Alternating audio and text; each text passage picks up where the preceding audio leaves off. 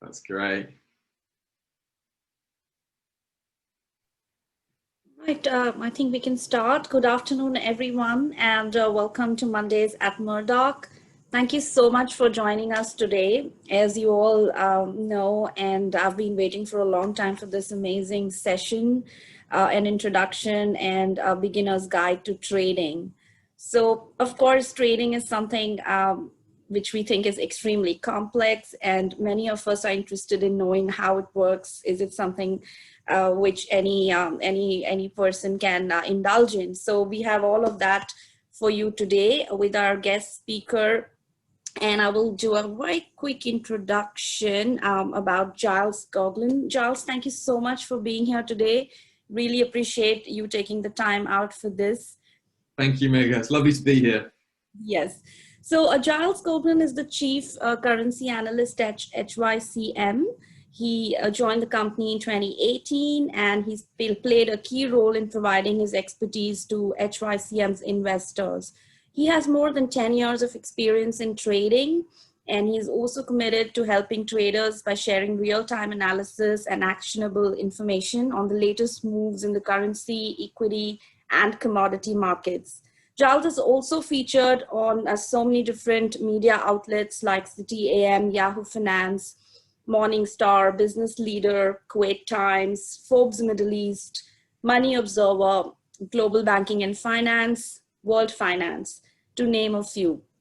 He also regularly appears on CNBC Arabia for featured commentary on market-moving news and contributes to major Forex media such as Investing.com, FX Empire, Daily Forex, FX Street, Leparade, and Finance Magnets.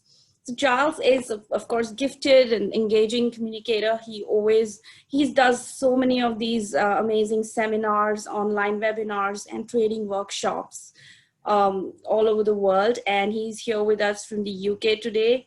And thank you so much again, Giles, for joining us. And I really look forward to learning a lot today. And I think we have about 20 participants, and I think a few more would jump in, but it's over to you now. Thank you very much, Megha. That's a lovely introduction, and I've really been looking forward to this session. Before I get going, can you just let me know? I am sharing my screen. Can you see my screen, HYCM, an introduction to trading? Yes, I can see a screen, but I think you need to make it like the slideshow version. We can see, like, I can even see the panel on the right. Oh, that's great. I'll just move the panel slightly off. Okay.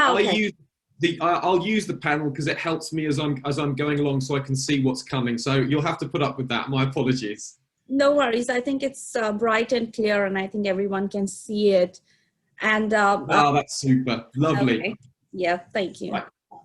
Well, I'm really looking forward to this session. There's a couple of things I just want to say about myself before I do get going, as well as the other things that Megha introduced me for this morning or this afternoon for you guys. It's your afternoon, isn't it? About 4 or 5 o'clock. What I will also share is some of the trades that I've been taking in a fund that I'm setting up here in the UK. So I'll also share with you not only a beginner's guide to trading, but I'll show you how I put some of these principles into practice in my own trading for my own account. So I hope that just makes it a little bit more interesting for you as we go along.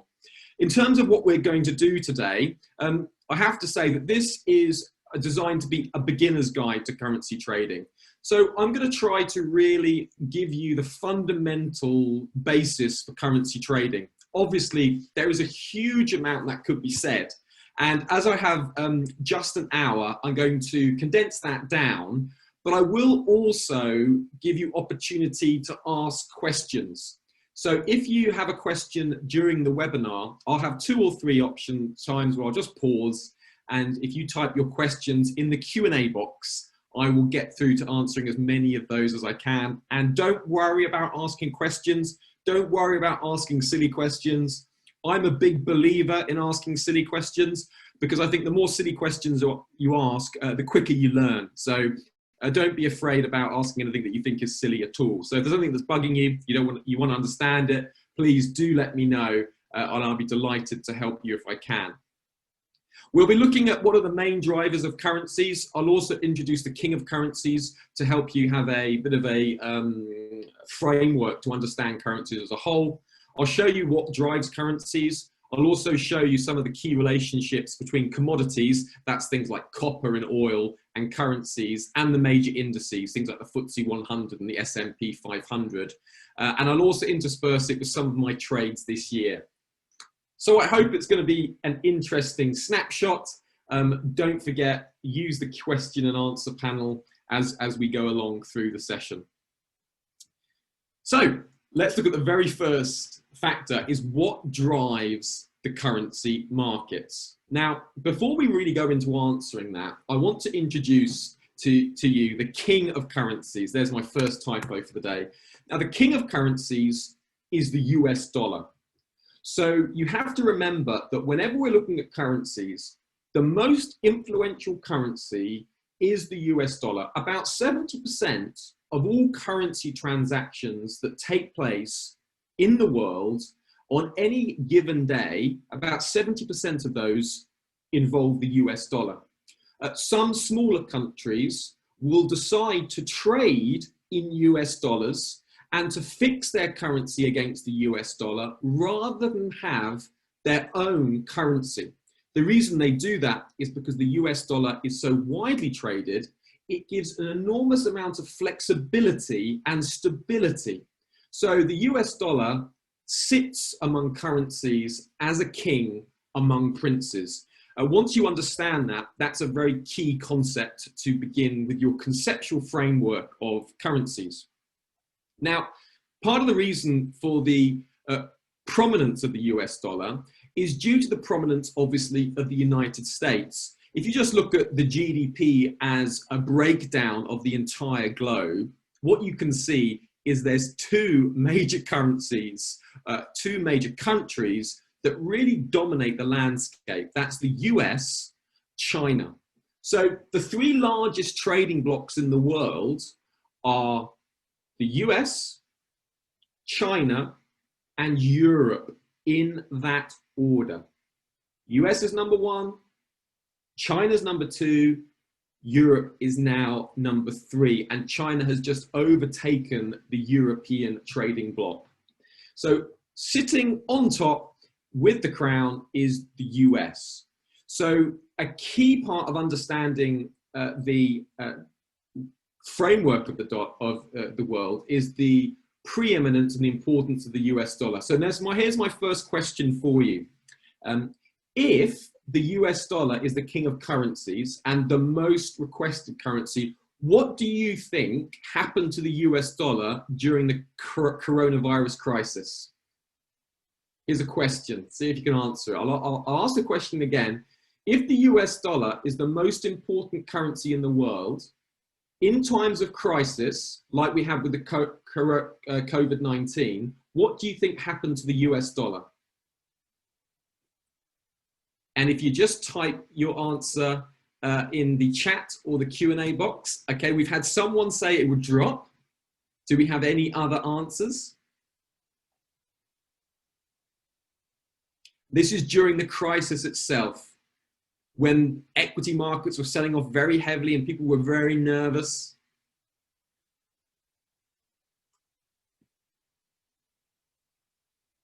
Okay, very good. Thank you for those of you who've answered. We have about 4 or 5 drops.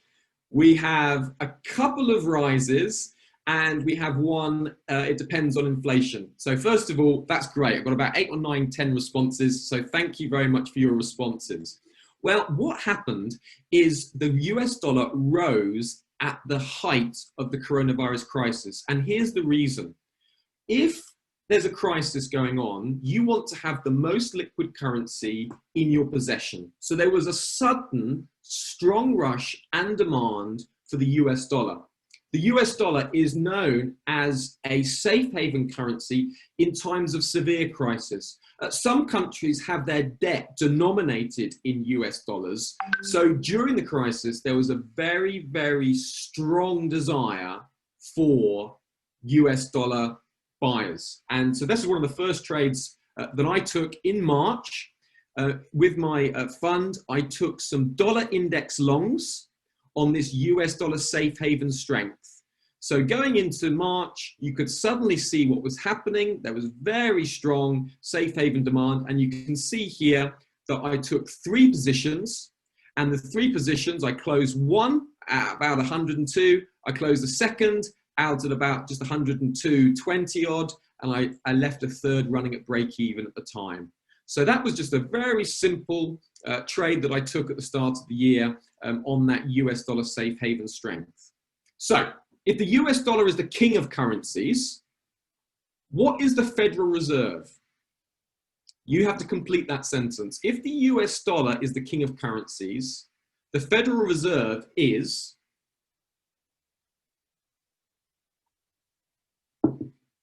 What do you think? First of all, what is the Federal Reserve? Good try, Yara. I like your thinking.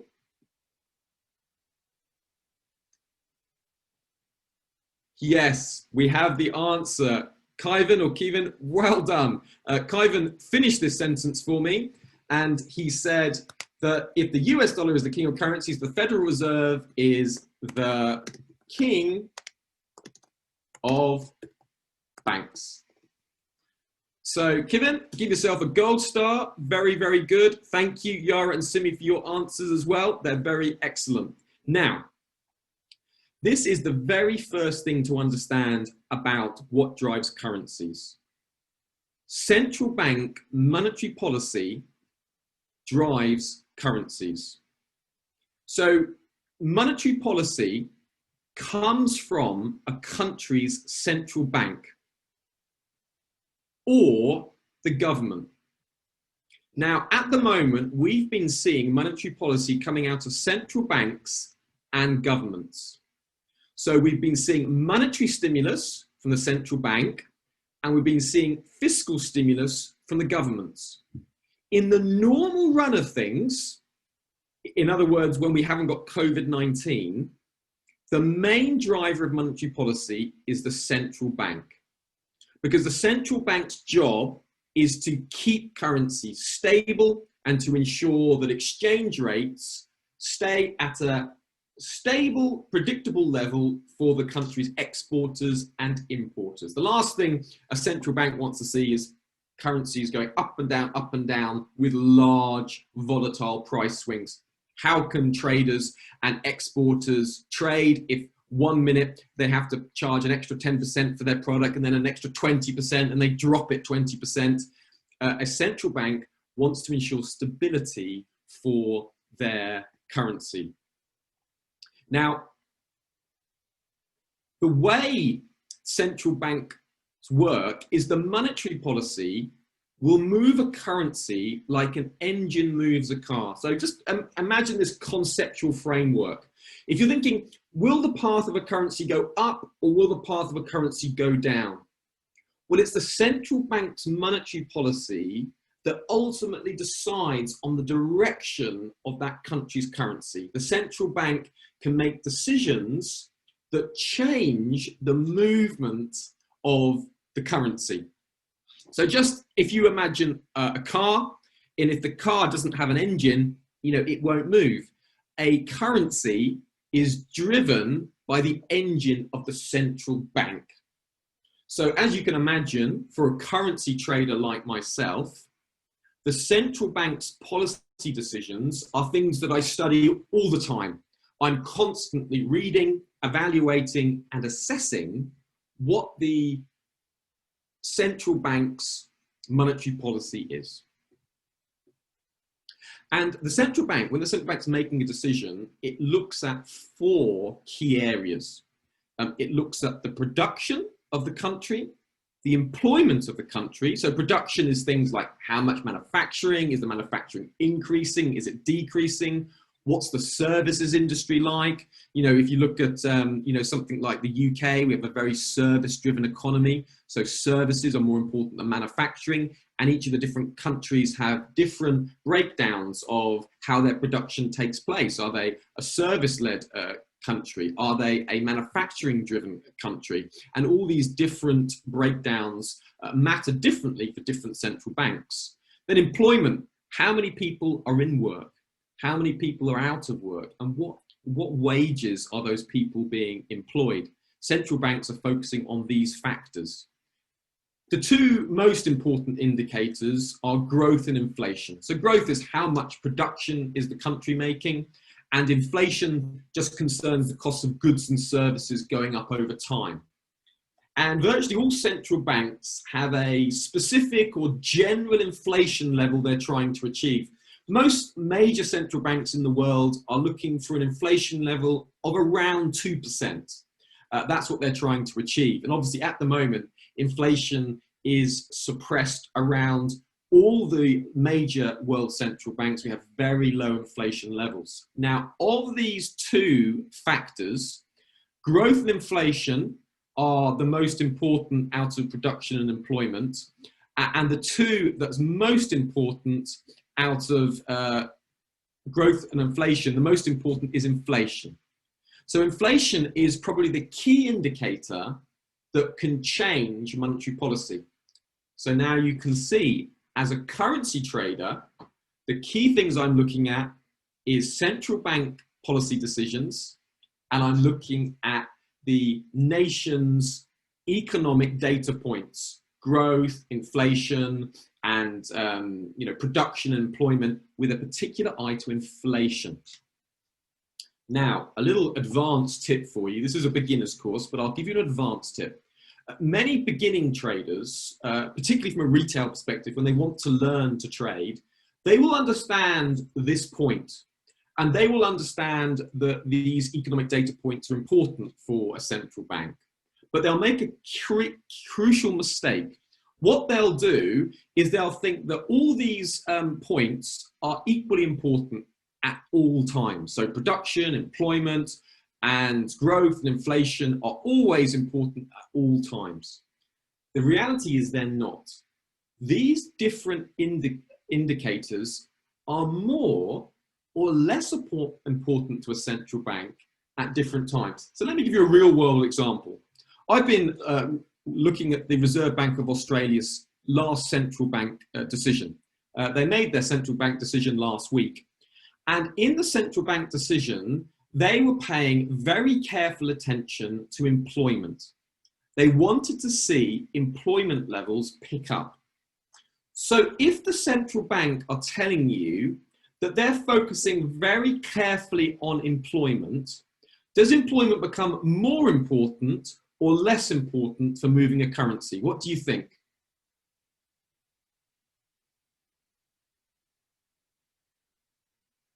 If a central bank, like the Reserve Bank of Australia, focuses on employment in its statement, if it tells all the world's investors and all the world's traders that it's focusing very carefully on employment, how important does that how important does the labour data become? What do you think? Very important or less important? Yeah, Coghlan, excellent. It becomes more important. Yeah, Simi, Maria, excellent. Even more important, very important. Cerinthi, excellent. Well done. You've engaged. If you understand that one point, you have already understood about 90% more than many people when they're starting and they're learning to trade. Central banks focus on different points at different times. Myself, as a trader, as an investor, when I hear a central bank tell me that they're focusing on employment data, I will then look at the employment data, and I'm expecting volatility around that currency. So say, for example, I get the next economic employment data out of the Australian dollar, and that data is very strong, I will be buying the Australian dollar. I can tell you that almost instantly now, because I know that the market's focused on that, because the central bank is focused on that. That's good news for the Australian economy. Buy the Australian dollar, I would be expecting some short-term upside. Well done. Excellent, I've been impressed. You got that quickly. So now we've established what drives a currency, and that's what drives a currency, is the central bank policy. We also have had fiscal stimulus, but we'll leave that to one side for now. But the major driver in normal times is the monetary policy of the central banks. The central banks have 4 tools. They have 4 tools in their toolbox to what? Ensure price stability. Remember, that's what a central bank wants. It wants prices to be smooth. It doesn't want to surprise the market because it wants that smooth price movement. It doesn't want to see this. So these are the 4 tools that the central bank has. They have interest rates, price control, language, and quantitative easing. They are the 4 major tools that a central bank to use. Now, because this is a beginner's and introductory guide, I'm just going to briefly cover some of the most important points here. There is a lot more that I could say, and I do run a number of different courses to help traders and beginner traders understand this in more depth. So this is just a taster to give you an idea of how the central banks work. The number 1 tool, the top thing that I am always following is interest rates. Now, the central bank sets the rate that banks are charged for borrowing money from the central bank, and it's the primary tool used to control inflation. If inflation is getting out of control, the only tool the central bank has is to increase interest rates. Now, low interest rates obviously create low borrowing costs and a positive environment for business. So what do you think at the moment central banks have been doing during the coronavirus crisis? Have they been raising interest rates or dropping them? What do you think? You tell me.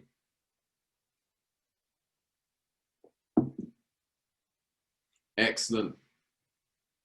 Bhargav, excellent. Simi, excellent. Laura, well done.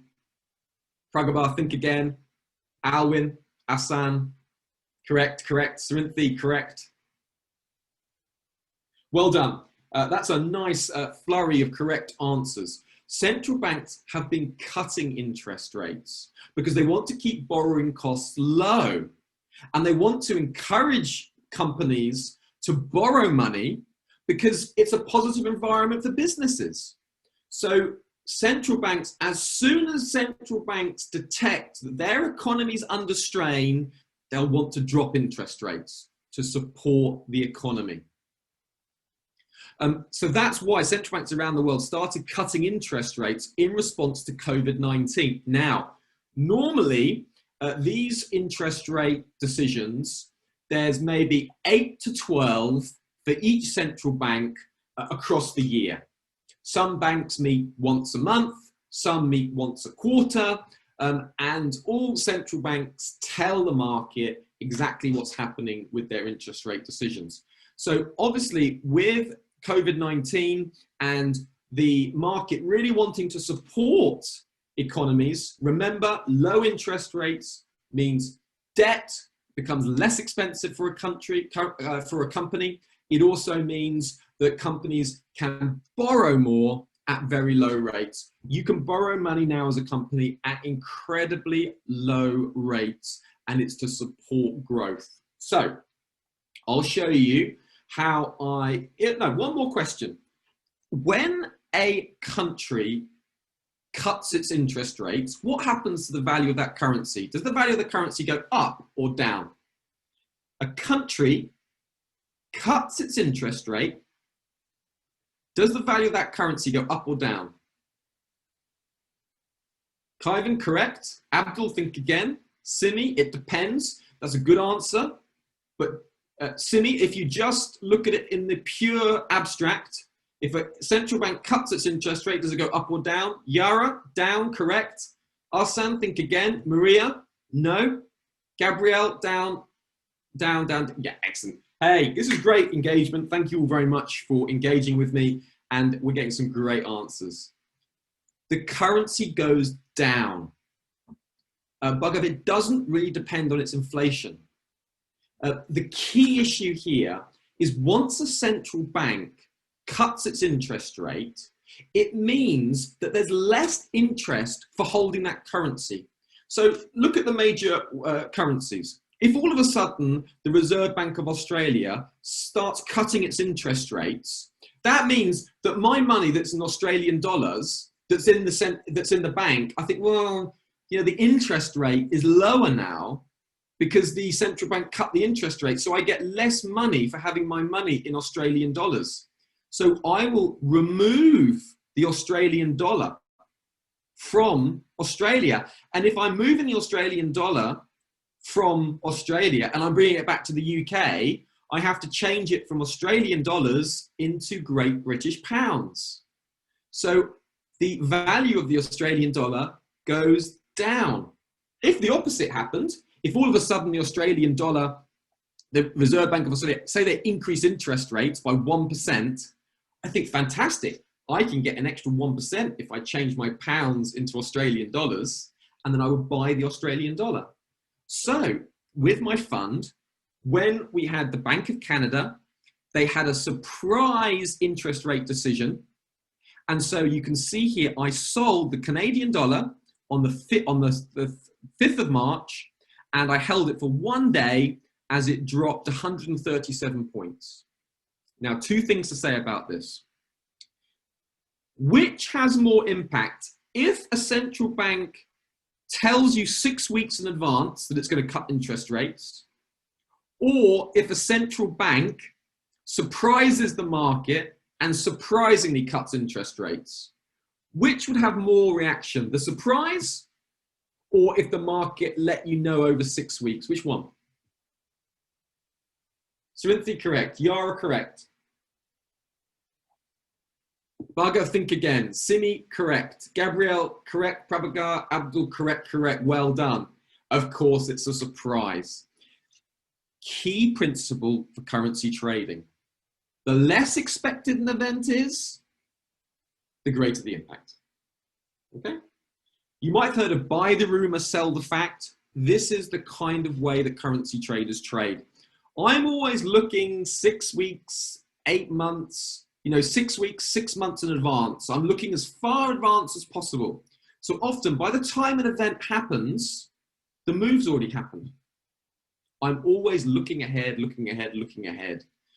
So this is another mistake that beginner traders make. They'll see, the central bank cut interest rates. But hang on, the Canadian dollar went up. And I thought Giles said that the Canadian dollar would go down. If it's expected, you'll see the moves happen before the event. Sell the rumor, buy the fact. Do you see it's anticipation, isn't it?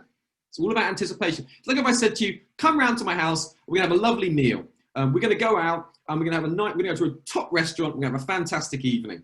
When do you buy the clothes to go out for the meal? If you wanted to get a new dress or a new suit, you buy the clothes a couple of weeks in advance, don't you? It's the same kind of thinking with currency trading. You would buy or sell the currency in advance of the decision. So when it's a surprise, great. That's music to my ears as a currency trader, because you can see here, the Canadian dollar, they made that decision. And you see how the price went one way? The price just dropped. This was me doing exactly the same with the Canadian dollar against the Swiss franc. Do you see there? 145 points. The trade went one way. That's over a day and a half.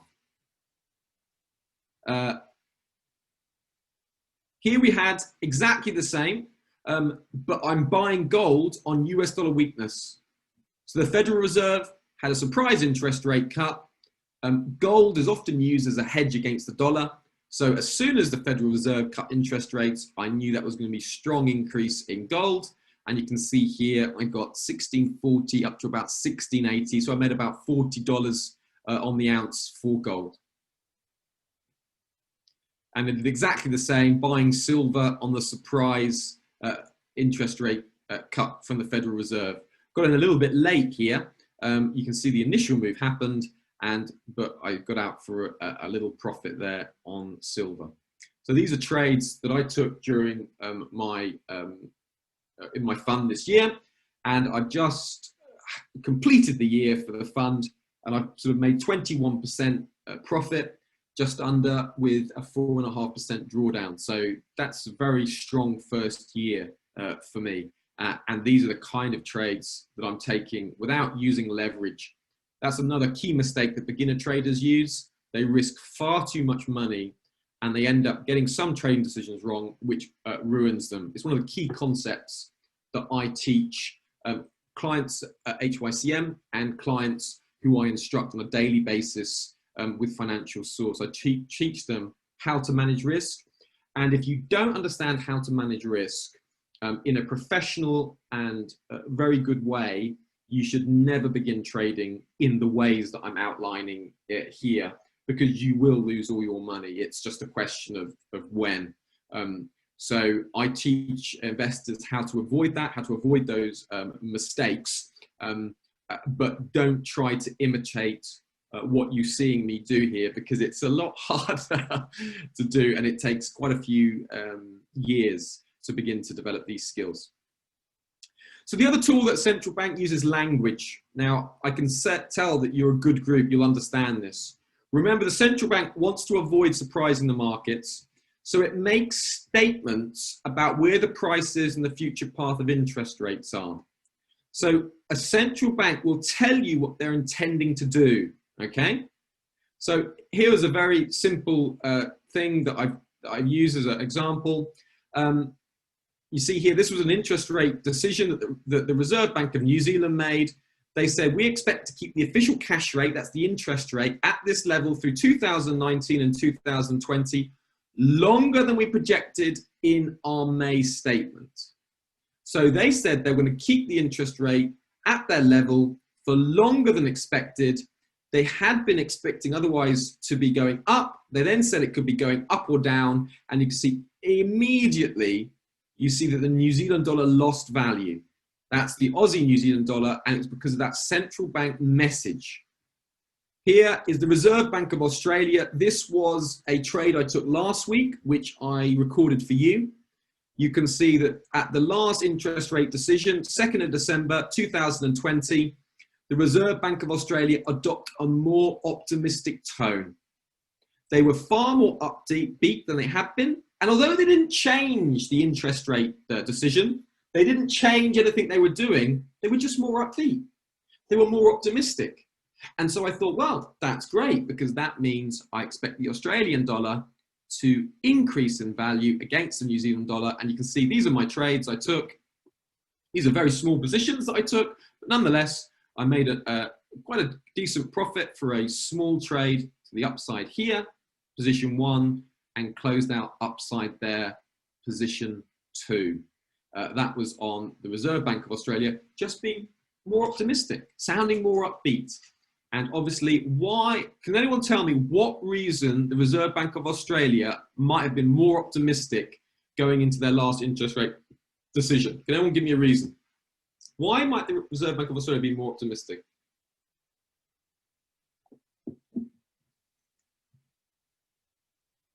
Okay, good try, Bugger. Let me give you a clue. What news have we had since early November? What news did we have? Major global financial news that everyone would have heard about, even if you're not following the markets daily. Kevin, well done. Excellent. The coronavirus vaccine news. Well done, Yara. Well done, Ghazala. Brilliant. So I knew going into that meeting, I expect the Reserve Bank of Australia will be more optimistic. So I was kind of expecting it as well. And the unemployment was slightly better than they expected. The fall in GT was slightly better, GDP better than expected. So I was expecting a little bit more optimism. Lo and behold, I got it.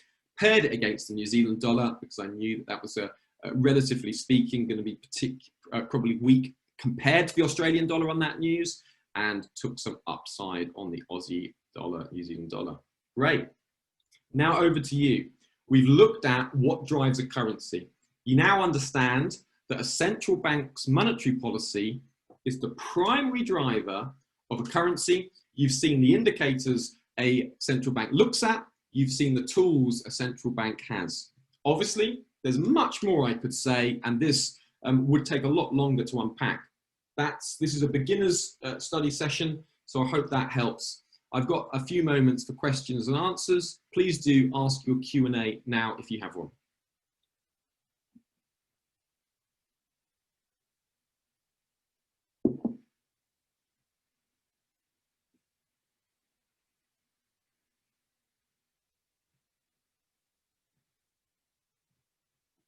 Okay, super. No questions.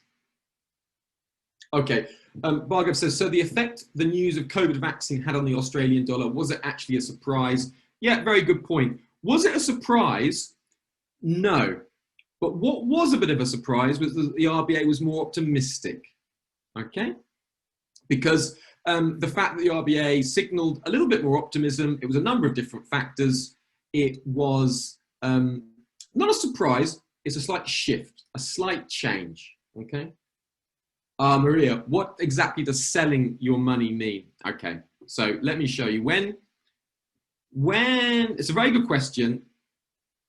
Let me show you. Okay, so when you're selling the Canadian dollar, you sell currencies against another currency. So when I'm selling the Canadian dollar Swiss franc, what I'm actually doing is I'm actually simultaneously selling the Canadian dollar and buying the Swiss franc, okay? So it's not just selling the Canadian dollar, but I'm also buying the Swiss franc. You trade currencies as a pair. So you trade the pound against the US dollar, the pound against the euro, the Australian against the New Zealand dollar. So you're always, at the same time as selling one, you're buying the other. So this is selling the Canadian dollar while buying the Swiss franc at the same time.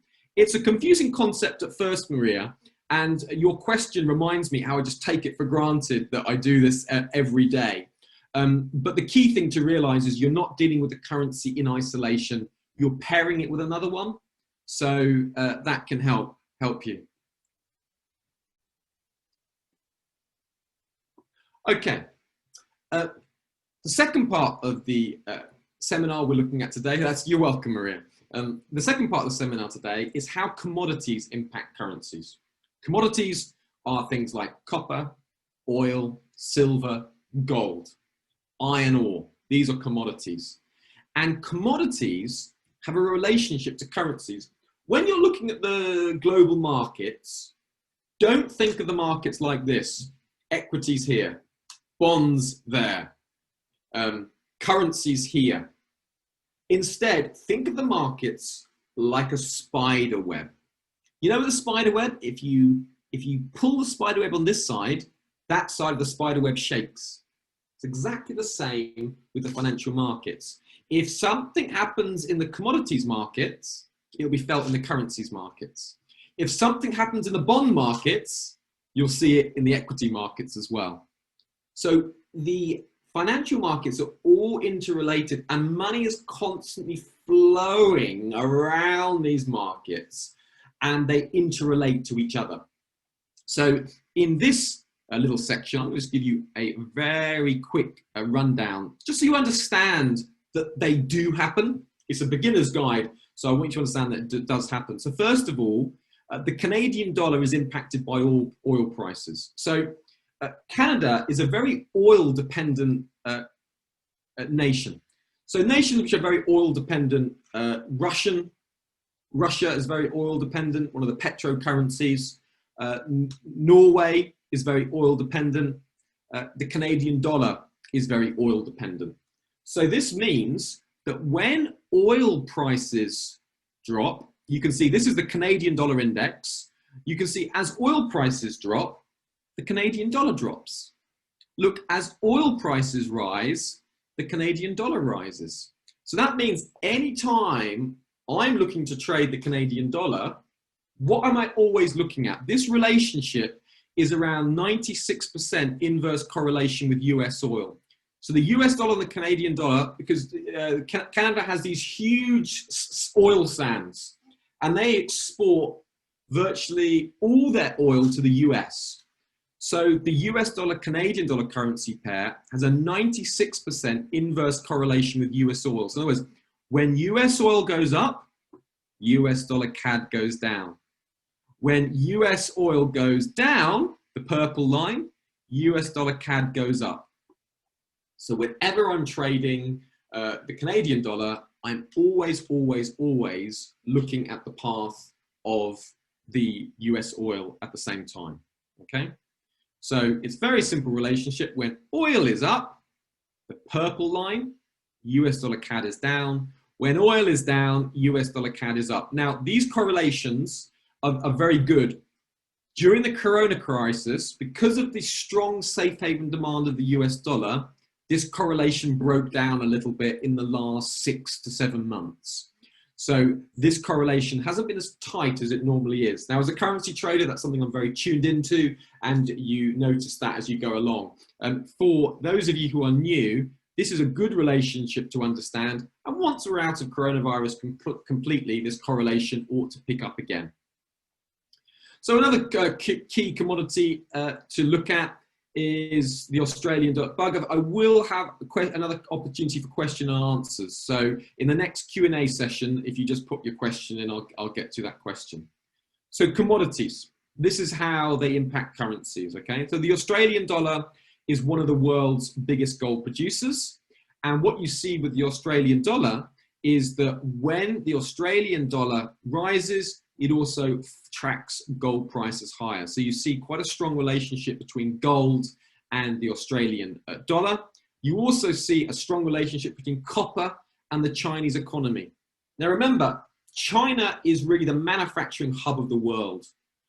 China manufactures a huge amount, and Chinese manufacturing really drives global growth.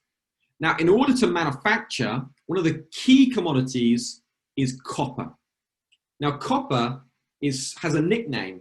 Copper's called Dr. Copper because it tells you the health of the global economy. So when copper's rising, that gives you a good indication that expectations the global economy will rise. So if I just quickly show you copper, I'm going to quickly show you the copper chart over the last few weeks since the vaccine. Let me just show you this. Okay, let me just change my screen. There we go. Now you should be able to see here. Now, if you look here, you can see the price of copper. Remember, we had the Pfizer-BioNTech vaccine news on the 9th of November. So this was the vaccine news here, 9th of November, and you can see that copper has just been ripping higher on that positive news. You can see here that after March, many traders, they could see that eventually a vaccine is going to come. Eventually the world's going to get back to normal. So copper is trading at a discount. We also had copper mines because of COVID-19. Some copper mines were shutting down. So there was less physical supply of copper, boosting prices even higher. And you can see, look, we've had from March's lows around 2 up to nearly 3.5 at current prices, a huge rip higher in copper. So what we see here is that copper is indicating that the world economy should be getting back into gear and should be moving back into its, into growth coming into the following year. Looking here at the dollar index, we'll just have a quick look at the dollar. Remember, I said it's the king of currencies. We saw that very strong bid in dollar on the impact of the coronavirus crisis. Then we had a huge amount of dollar weakening via quantitative easing, which is the printing of digital money. And that just weakened the dollar as the Federal Reserve essentially said that they were going to have virtually unlimited digital money being printed, just weakened the dollar. And we're seeing dollar weakness at the moment, which we're expected to see well into next year. So the dollar is expected to be weaker coming into the year. Right, we'll go back to our presentation. Just quickly wanted to show you that with copper.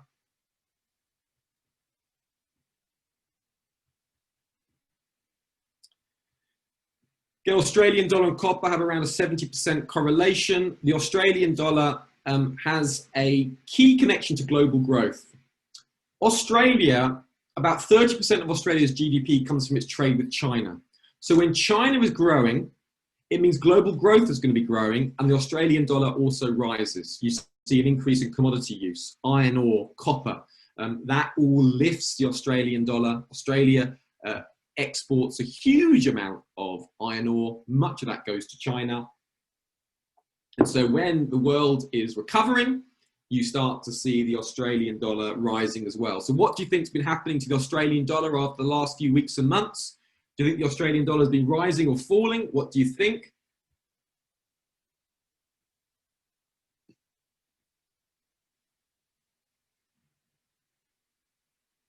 If copper's going up, if iron ore is going up, if the Yara, correct. Maria, correct. Well done.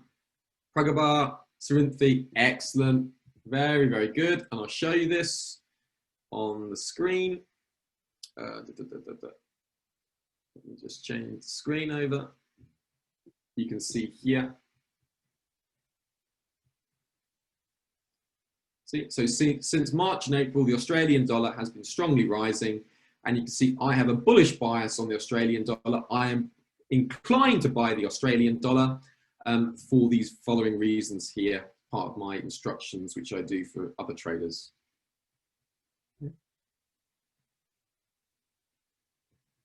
Well done. Good work, everybody. So here's a few trades that I took on commodities over the last year. Gold had a very strong upside bias around May of this year. Because of the very low interest rates, and because the Federal Reserve expects to keep interest rates very low, and because gold is often seen as a recession hedge, so in times of recession, gold tends to rise, I had a predisposition to buy gold. So here's 3 gold positions I took. We had a technical trading pattern. See the price is coiling up? What happens to a spring when you compress it? What happens when you let go? It expands. So this is the principle here. Yeah, it rises and jumps. Exactly. So you can see here, I had a bias to buy gold. This is the March fall. You saw a symmetrical triangle, a key trading pattern. And I thought, oh, hang on, this is breaking to the upside. Even if it drops, I'm expecting buyers. So just took 3 positions long on gold. And my second best trade of the year was gold. I made just about 6-7%. I made 7% of my account on one gold trade a year. And my best trade of the year was a big surprise to me, was Bitcoin, which I recently closed out. This again is gold strength. See that trend line break? I had 3 positions running higher, 1, 2, then those 2, 3 at break even. Just a slight break of that trend line. As soon as we went above this level, I had a fundamental bias, and this was in July. So I've been looking at buying gold. And again, silver long, this was in sort of June time. I went long on this very simple trend line break to the upside. So you can see that, you know, some great opportunities in commodities during this year. So my fund has been supported a lot by that. We'll quickly look at how indices impact currencies, just run through. Okay, indices. So first of all, what are equities? Equities are stocks and shares of a company. And if you buy an equity, it means an investor is buying partial ownership of a company. Equities are considered a riskier asset than bonds, because if you're investing in an equity, you tend to be investing in one company or one share. If you buy a bond, you'll often buy a government bond, so you're investing in a whole nation. So equities are seen as riskier than bonds. Now, an index is a group of equities or a group of stocks. So for example, one of the most popular indices is the S&P 500, and that's the 500 largest big cap companies in the US. So when you buy and sell shares in the S&P 500, you're buying and selling shares in all 500 of the companies of the index, okay? So I'm currently long the S&P 500. I've been buying S&P 500 shares via the futures markets because you tend to get a strong rally in equities towards the end of the month. So the most popular indices around the world, S&P 500, FTSE, Dow Jones, French 40, DAX 30, Nikkei 225. You've probably heard of these. These are some of the major indices. You can also trade these via the cash market and via the futures markets. So the benefit of trading via the future markets is that you need less capitalization to trade them, because it tends to be a larger capitalization to trade them via their plain vanilla indices. So one of the ways that equity markets impact currencies is like this. When the market is worried, money moves from riskier assets like equities into less riskier assets like bonds. So remember I said equities are more risky. They offer a higher rate of return. So when the market's feeling worried, when the market's feeling nervous, what you tend to see is equities falling, okay? So this is how it impacts currencies. If you get heavy equity markets falling, you tend to see the following dynamics. Particularly during COVID-19, you saw Japanese yen, Swiss franc strength, US dollar strength, and gold is usually bought. It's not at the moment, so I'm going to cross that out, but don't worry about it. It's a slightly more nuanced reason. Just keep this. Japanese yen, Swiss franc, and US dollar tend to rise when you have equities falling, when you have bond markets rising. You will see these currencies rising, and you will see these currencies falling. Remember, these currencies are called the commodity currencies. One moment, I'm just going to let my cat out.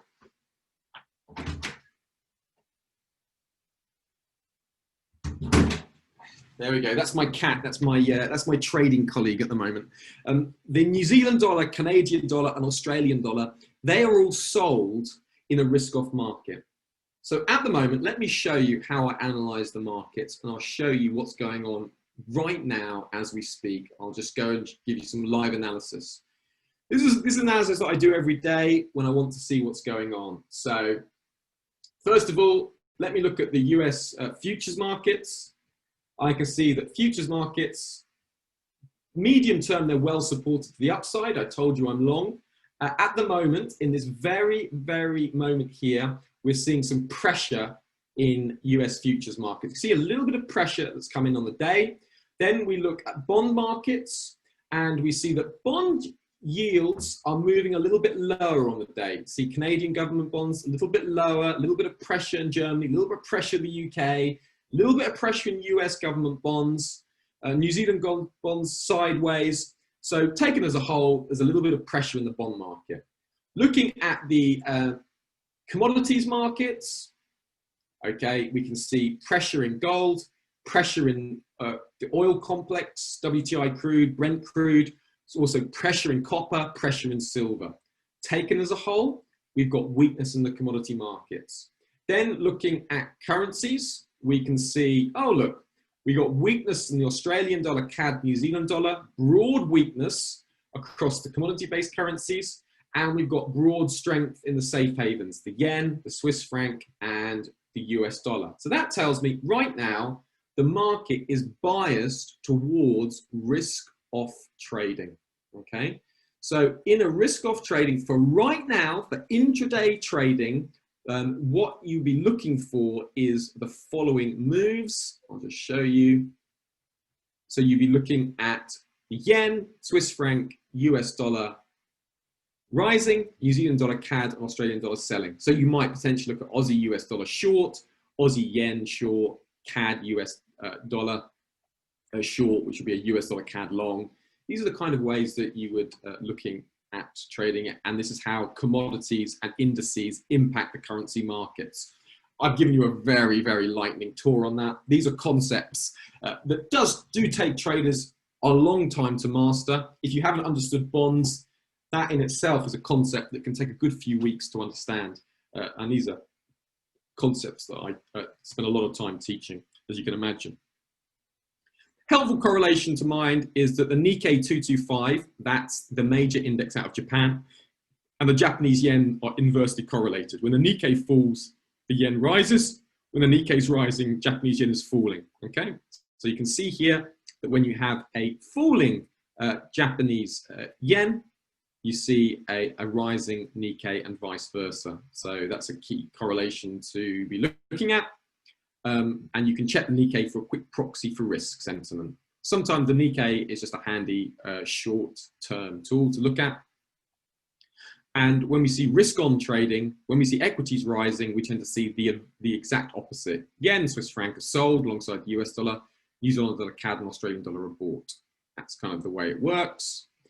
So in a risk-off environment, the currencies we should look to buy are currencies like the yen and the Swiss franc, and we should look to sell New Zealand dollar, Australian dollar, CAD. So Maria, in a risk-off environment, you would be selling Aussie yen, selling New Zealand dollar yen, Aussie Swiss franc, New Zealand dollar. These would be like, you know, key currencies to be selling in a risk-off environment, okay? The one currency that's a good kind of indicator for global risk is the Australian dollar, Japanese yen. When that's rising, the world's optimistic. When that's falling, the world's more pessimistic. So that's quite a handy little tool to be looking at. And then finally, I thought I'd close on one of the trades that I took before we do a question and answer session for the last few minutes of our time together. This is some currency trading that I'm doing at the moment. It's called headline news trading. Professional traders, they have access to a professional news score, which is literally someone talking out the news. And what I'm looking for is I'm following Bloomberg. I'm a Bloomberg terminal, I've got the Reuters terminal, and I'm looking for any Brexit headlines. And December the 3rd, last week, we saw a squawk, some news came out over the squawk. Sounds like Brexit talks have gone worse this afternoon. A senior government says at the 11th hour, the EU is bringing new elements into the negotiation. A breakthrough is still possible, but that prospect is receding. So immediately I was expecting pound weakness, and you can see that I took my first trade out here, and I opened here, closed it there, had a second trade running at break even, and I closed that out the following day. So just showing you the sort of trades that I take. Headline trading is a skill in itself. You could actually have an hour or 2 hours seminar just on the skills involved in headline news trading. Can be very profitable when done well, can be a real pain when done badly. So that is a final little, you know, little bit of insight to make it more interesting for you, especially for you guys. That was a trade I took December the 3rd, just when I was finally preparing for this webinar. So I'd like to say thank you very much for having me. I will be passing on some information to Mega, explaining, you know, more access to my resources. I have a blog which I run every single day. So if you're looking at anything, you know, I'm constantly analyzing the markets, and I'm running free webinars, etc., from my blog, and I update that every single day. I will send that to you in the chat box so you can follow that along. And I hope you found this helpful. I've really enjoyed explaining it. I love teaching people to trade. Trading is very difficult, but it is a skill that can be learned by anyone. So if you think you can trade, you almost certainly can if you're prepared to put in the commitment and the time for learning. And it can be a fantastic way of supplementing your income over a number of years. It does take time to learn to trade. It is a skill, and it's one of those skills, a bit like being a dentist or a surgeon, is you're always learning more, you're always learning, and you know, it's something you have to commit yourself to. Great, thank you very much. I'll go to the question and answer session now. Oh, good, Ghazala, thank you. Pragaba, Ghazala, I'm glad you said that's been interesting and helpful. That's always good for me to hear. So if you have found it helpful, please do let me know. I'm going to go through the questions now. Abdul, how can a beginner start trading in the currency market, the basic steps? The first thing you need to do, Abdul, is you need to get some training, okay? You don't want to start trading the currency markets without having some training. That training takes time. I do run some programs. You can speak to Mega and you can ask her. I will send some details to Mega about some of the training courses I do run. Don't try it yourself and just get stuck in, because the danger is you will lose money. And you have to be very careful when you're starting and learning to trade that you don't lose money, because it's very easy to do. So you need to get some coaching, Abdul, in order to learn. The concepts that I've taught you, they take years to learn, and you need someone with you regularly. So I have been able to set up a program that gives a good framework for helping people to learn. So please do contact Mega. Bhagav, does it depend on import and export of commodities? Yes, import, exports of commodities, supply and demand is very important. So I'll show you something here. Let me just I'll show you here something on platinum. So this is on my blog. I'll show you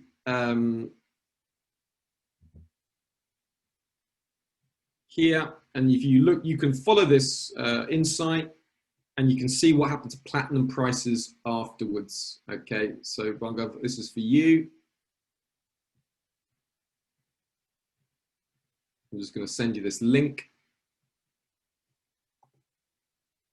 Okay, and there's the blog link there, and I'll show you how I go to analyzing commodities like platinum. This was another trade I took, and I didn't make as much profit from this as I should have done. And a very important lesson here is I found this a bit of analysis. You can read this, and anyway, it's for another time. Okay, Tony, what's the difference between currency trading and binary options?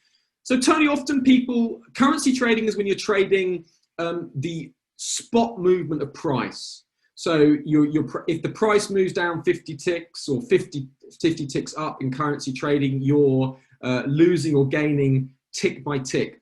Options is when you can sort of hedge in some of those positions and you can limit your losses a lot more easily in options traders. So option is kind of, you're basically sealing in a right to potentially sell your option at a predetermined price in the future. So at the moment, Tony, what's happening is you can see here, let me show you. I'll show you a good example of this, right? I'll show you some option traders in the pound. Right, let me just share the screen. This will demonstrate it nicely. Okay, if you look here, what you can see is that this risk reversal, this blue and the purple line, is dropping, and we're seeing that the options volatility line is going up. This is for the pound. So what's happening here, Tony, is that option interests are growing. So since about June or July, pound traders have been buying the pound, expecting a EU-UK trade deal. They're now purchasing options in case there isn't. And so the option is a way of hedging your currency moves. The bottom line is options of preference to currencies when you think there's going to be a lot of volatility. So if you think prices are going to have huge swings, you go to the options market because it's much easier to limit your risk. And it's a way of kind of sealing in a price in the future that you can use. And that's the way that options traders, it's kind of a topic in and of itself. But the main option is to do with the reason traders use it is to try to limit the volatility of a spot position. I hope some of that helps, Tony. I haven't made that as clear as it ought to be, but I hope you get a bit of a feel for it. I run individual training sessions, and I do have a support network. I don't have a course as such, although I do travel to Dubai. I have been traveling to Dubai about 5 times a year. And I do run a beginner's trading course in Dubai. Again, maybe I can speak to our support here and make sure we get the details sent over to Mega for the next one. Haven't been doing it, Kevin, because of the coronavirus. So I missed not coming over. Yes, yeah, okay, Tony.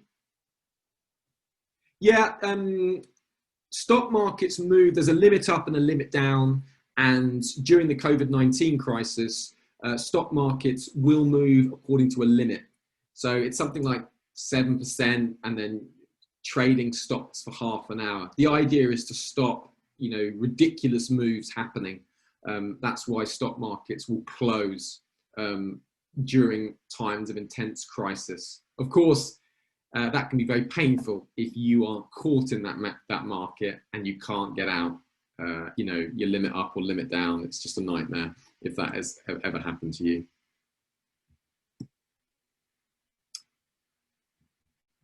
Oh, Maria, that's great. Yeah, thank you very much. I'm very glad that that's been helpful, Maria. Yeah, how did you feel when you started trading? Very excited, Gabrielle.